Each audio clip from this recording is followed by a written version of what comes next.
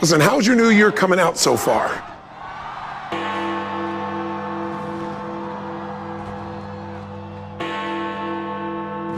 Statistics show that 95% of the people that actually made a New Year's resolution have already broken it by today.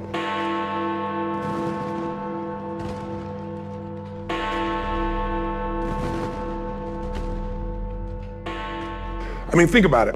Most people don't even make a resolution anymore. Why? Because they've made them from years and years and years, and they know they're not going to follow through. So after a while, who wants to disappoint yourself? Who wants to be upset with yourself?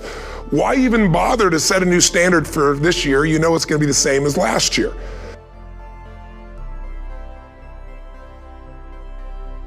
So the question is, what is it that makes us even want to make a resolution? It goes beyond tradition. It's something inside of us that makes us want to make things better. And I think part of it is the calendar gives us this idea that we could have a fresh start, that we can start from fresh and have this great victory. Let's use the calendar to serve you today. Let's just see, what does it really take to make this thing happen? Because there's no denying that inside of you, the only thing that's going to make you happy in the year ahead and the decades ahead is going to be having you have an experience where on a regular basis, you feel like your life is making progress. So the secret to real happiness is progress. Progress equals happiness, and if we can make progress on a regular basis, we feel alive. And that's why at the beginning of the year, we get this thing like, okay, I can have this fresh start. I can really do what my soul desires. I could expand, I could grow, I could improve, I could change. Or maybe better than change, I could progress. So if you want to make real progress, then you really got to look at your life in a different way. You got to say, I got to take control of this process and not just hope it's going to work out like people do who make a resolution. Because really, isn't that what they're really doing at the beginning of the year? They're saying, well, here's my resolutions for the year, and they really basically tell you their wishes. It's their wish list. It's what they hope it all comes together. And then they call it a resolution, but they don't know what a resolution is.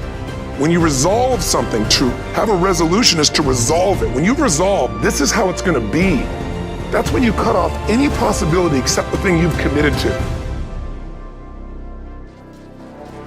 You're going to find a way to make things work. And most people, they're stating what they hope will come together, and if it doesn't happen, then they're disappointed, but they're not too disappointed because they're not too vested.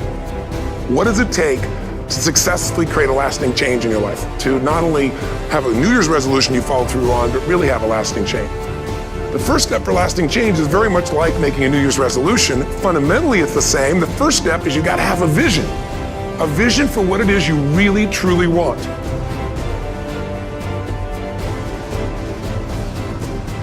I mean, what are most people's New Year's resolutions? I'm going to stop eating sugar. I'm going to stop smoking. I'm going to lose 10 pounds. Problem with that is it's not very inspiring for most people. It's not telling you what you're going to get.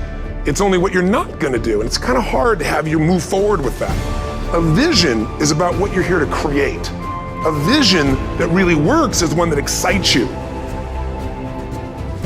If you say, well, my resolution, my goal, my outcome for this month, this week, this year is to lose X number of pounds, that's okay, but it's not very compelling. It has to be a compelling vision. It's got to have something that has the power to pull you, not something you have to push yourself to do. Those are two different kinds of motivation. Push requires willpower, and willpower never lasts. What will last is pull.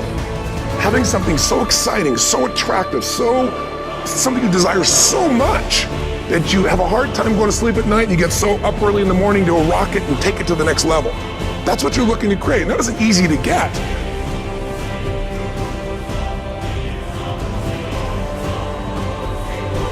And the bottom line of our follow-through comes down to our emotional intensity.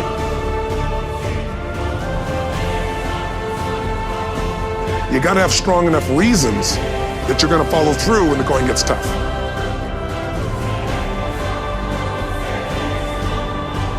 They don't have strong enough reasons to push themselves through what's going to be necessary to get that dream, to get that goal, when the inevitable challenges come up, when you're starving, hungry, and you're trying to go on a diet, right?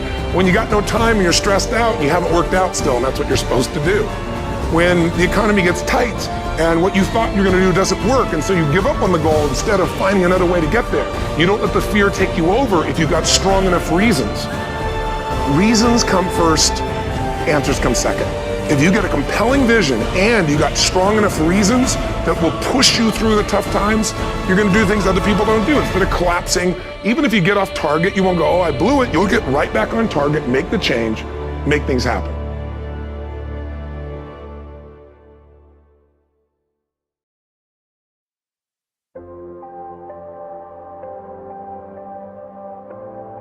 When you really get clear and it's compelling, and you're reviewing it every day, you've got strong reasons, and you're reviewing it every day and you're feeling it, the brain becomes incredibly acute at noticing anything to get you to move forward.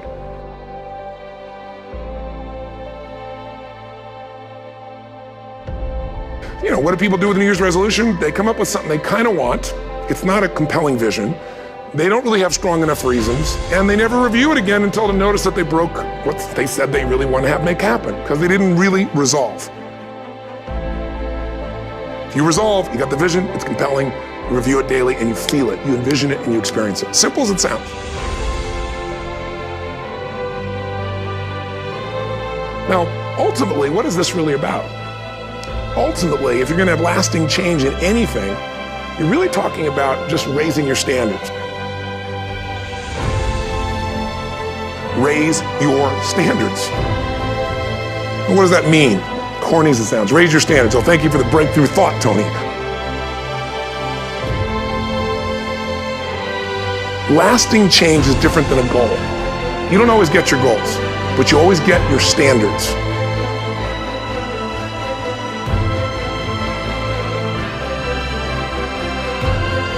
But when you decide something is a must for you, an absolute must, when you cut off any possible, you say, I'm gonna find the way or I'm gonna make the way.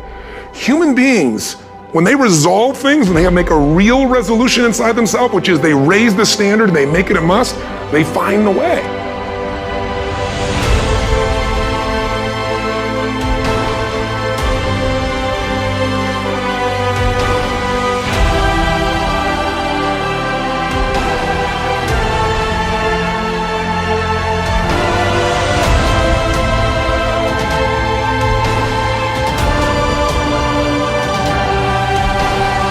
You said to me, well, I'm really gonna work hard to stop smoking, but I've been a smoker my whole life, and I am a smoker.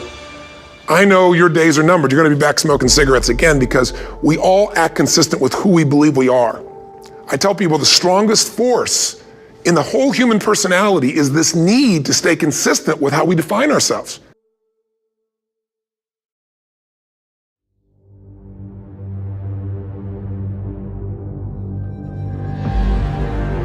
If you define yourself as somebody who is really conservative, if you're a really crazy person, you act crazy, outrageous, playful. You don't act conservative because that's not who you are.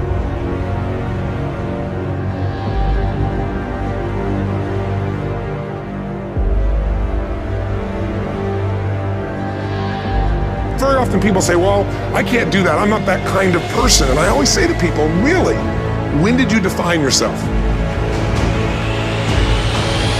I mean, very often we made decisions in our youth or very young about what to believe, about what we were capable of, about who we are as a person, and that becomes the glass ceiling, if you will, that controls us.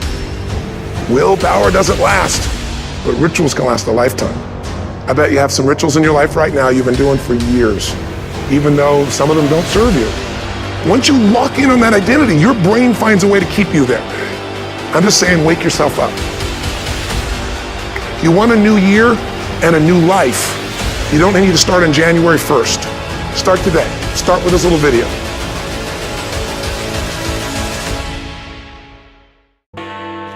Listen, how's your new year coming out so far? When did you define yourself? I mean, really, how many years ago did you come up with what you could and couldn't do in your life? How many years ago?